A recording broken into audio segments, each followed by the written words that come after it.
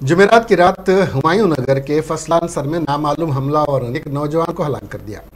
मुतवफ़िक की शनाख्त भोला नगर के साकिन सोहेल खादरी 25 साल के तौर पर हुई है। पुलिस को शुबा है कि सोहेल का हमलावरों से झगड़ा होने का पुलिस को शुबा है, जिन्होंने गुस्से में इस नौजवान पर छुरियों से हमला किया। शदीद जख्मी सुहेल मौके पर ही दम तोड़ गया। राहगीर जिन्होंने मकतूल को खून में लुत्फुत देखकर पुलिस को इत्तला दी, जिसने मौके पर पहुंचकर तफ्तीश शुरू की।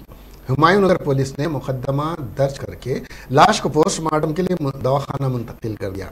शुबा जाहिर किया जा रहा है कि हमलावर और मकतूल के दरमियान साबिका दुश्मनी कत्ल की वजह बनी होगी। तफ्तीश जारी है।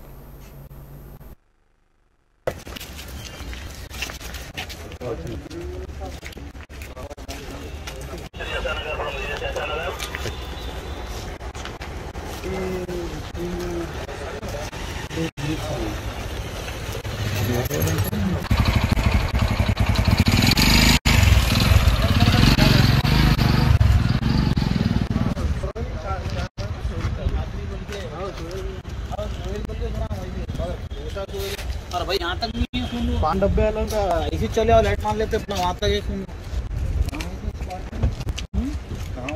नहीं छुआ जी गाड़ी का उस्मानिया में